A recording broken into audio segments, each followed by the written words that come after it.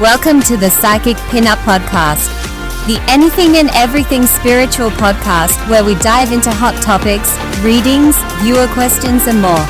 Thank you for tuning in.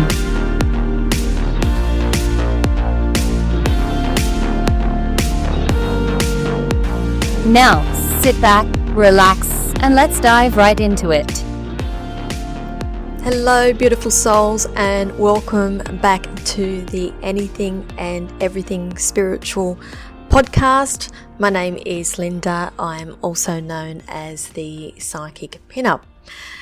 My goodness, I have just started this podcast and the heavens are opening up and we are in store for a brilliant thunderstorm. I absolutely adore thunderstorms. So if you hear it going on in the background, that's what it is.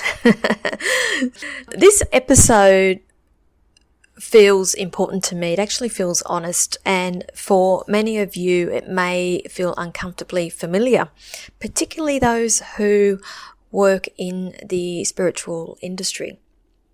So this is my second episode for 2026.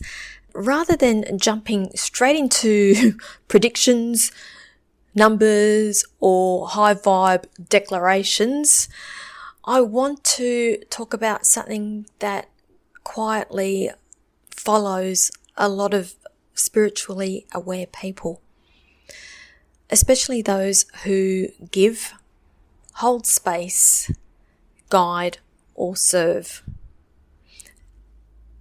Today's episode is called The Spiritual Burnout No One Talks About. So it's not the kind of burnout that comes from doing too much work, but the burnout that comes from being too available, too open, too responsible for others' emotions, and sometimes too hard on yourself in the name of growth. I am guilty of all of the above. I'm sure that there are a few of you listening who can agree or resonate with what I'm saying. If not, if you've ever thought, why do I feel exhausted when I'm doing everything right? Why does my intuition feel quiet? Why do I feel disconnected even though I'm spiritual? I'm here to remind you and to tell you, you are not broken. More than likely, you are burnt out in a way spirituality rarely gives language to. So let's talk about it. In my opinion, I feel that spiritual burnout isn't talked about enough because it doesn't look dramatic. It doesn't always come with breakdowns or cries. More often, it will show up as emotional flatness, loss of inspiration, irritation at spiritual language that once felt nourishing, feeling obligated to hold it together, guilt for needing a rest. How many of those can you say yes to? Spiritual burnout happens when your inner world becomes another place of performance. When growth becomes pressure, when healing becomes endless work, think about that. And when becoming conscious becomes exhausting. It's when spirituality stops being a source of nourishment and starts feeling like a responsibility. And many people don't recognize it because on the outside, They look grounded, capable, and strong. But let me tell you, on the inside, different story. And more often than not, we tend to get towards the end of a year.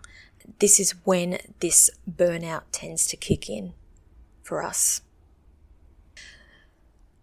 So, why do many spiritual people seem to burn out? Why? How many times have we seen spiritual people just disappear for months on end, and then they'll come back? I've seen it quite a number of times. Here's the truth. Most people don't say out loud. Spiritual people are often over-responsible. So, if you are like me, if you work in the spiritual realm, in the spiritual industry, you may regulate rooms without realizing it. Okay? You may be absorbing other people's emotions. Did you like that thunder over the top then when I said that? That is clarification. You may feel responsible for keeping the peace. You may feel you should know better than to feel overwhelmed. How much pressure do you put on yourself thinking that you need to have the answers for everything? And there's always this underlying, unspoken, subtle belief that if you're spiritual enough, burnout should not happen. So instead of physically resting, removing yourself from environment, you find yourself meditating through exhaustion. You may find yourself journaling instead of setting boundaries with people. You may find yourself breathing through situations that actually require a firm no. Burnout does not come from lack of tools. It actually comes from misusing them. Think about that. Burnout does not come from lack of tools. It comes from misusing them. Big lesson for me this year, which has led me into pulling back on a lot of private readings for 2026 and setting some firm boundaries as to where I put my energy. I openly spoke about bordering on burnout with some close colleagues, so they know exactly what I am talking about. And when I talk about being too readily available for people, this is what I find myself in. I'm currently on leave. Come Christmas time every year, I try to take a month off to recharge, to spend time with my family, and to get ready for the upcoming year, which means I am not doing readings. Do you know how many people have contacted me wanting readings? I've even had somebody contact me desperate for a reading. I actually spoke to this person. I have said, I am on leave. I'm sorry, I am on leave. This person's response was, that's okay. If you don't want to read me, please just let me know. I'm okay with that. Where's the respect? Where's the boundaries? It's not that I do not want to read you. I am on leave. I am recharging. And this is what I'm talking about, not being so readily available. not being switched on 24/7. We are human. Keep reminding yourself, you are spirit having a human experience. At some point, you need to recharge. So, I'm going to say that one of the biggest contributors to spiritual burnout is the unspoken pressure to be healed also. Always processing, always learning, always reflecting. But this is the thing, healing was never meant to be a full-time identity. You are allowed to be tired without turning it into a lesson. You are allowed to be human without spiritualizing it. You are allowed to be messy without analyzing it. And it goes back to me saying you are spirit having a human experience. Think of it this way also. When everything becomes growth, nothing becomes rest. And rest is important. Also, spiritual maturity is not about being calm all the time. It's about knowing when to stop searching for meaning and start tending to your own nervous system. So if you need to be pissed off, if you need to scream, if you need to vent, that's okay. You do not need to turn everything into a kumbaya, let's learn from this moment. You are human. Remember that. If you're intuitive, empathic, or sensitive, I should not really say if you are, we all are. We all have those qualities. Let's rephrase that. If you are more in tune with energy, burnout often shows up subtly. So you may notice avoidance of people. You may notice loss of excitement for things you love. You may notice feeling numb rather than emotional. You may even notice wanting silence but feeling guilty because you do. I'm here to remind you that if you are feeling this way, this is not a disconnection from spirit.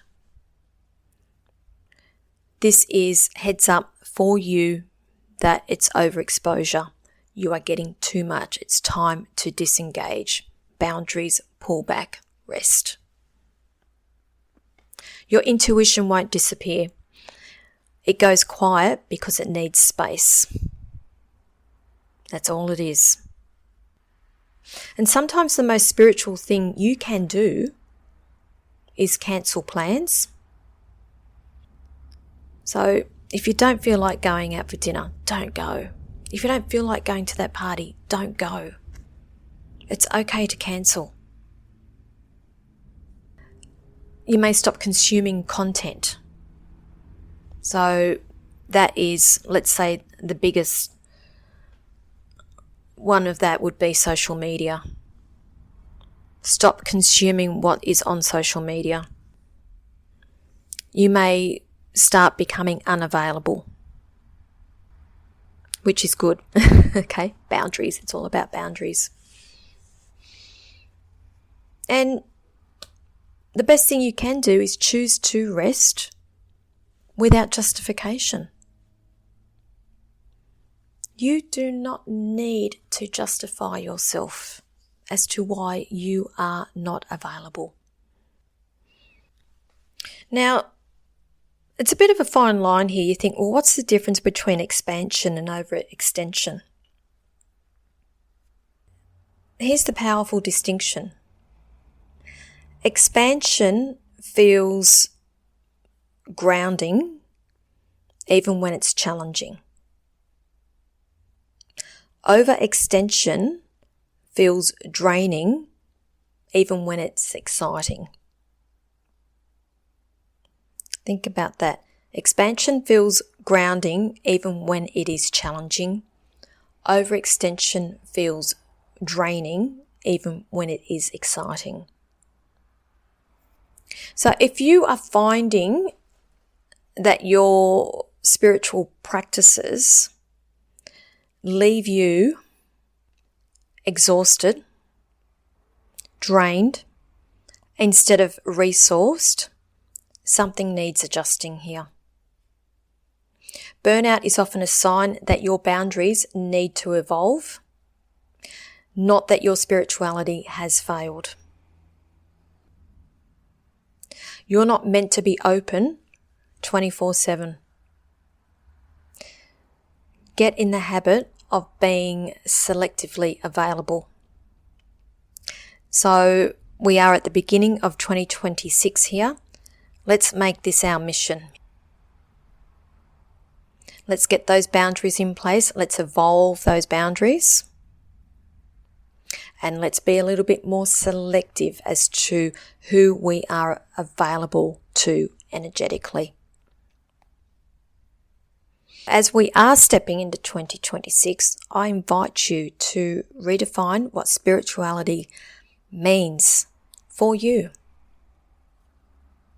Now, maybe it may look like fewer practices, deeper presence, less sharing, more integration, more embodiment, less explanation.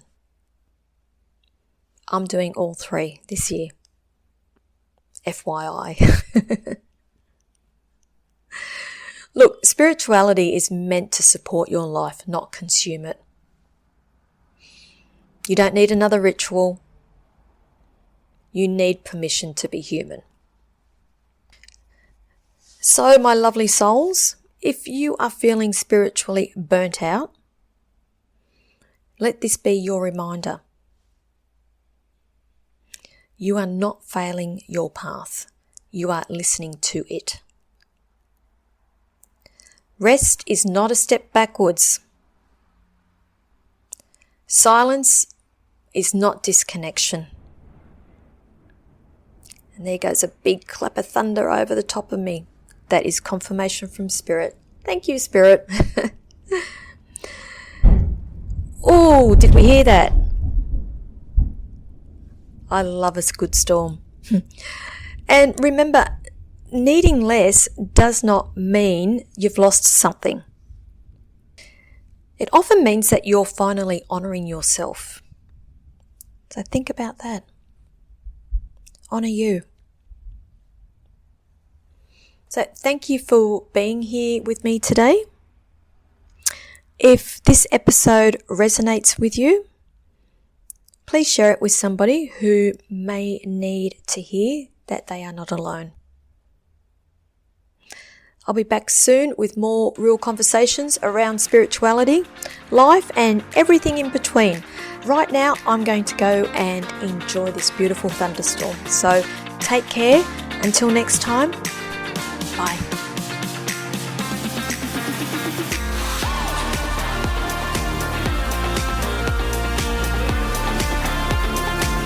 You have been listening to Linda, the Psychic Pinup. Linda is a psychic medium based on the New South Wales south coast of Australia. You can connect with her via her website, thepsychicpinup.com.au, or join her on her weekly live feeds on Facebook, Instagram, and YouTube, all under the same name, The Psychic Pinup. Thanks for listening.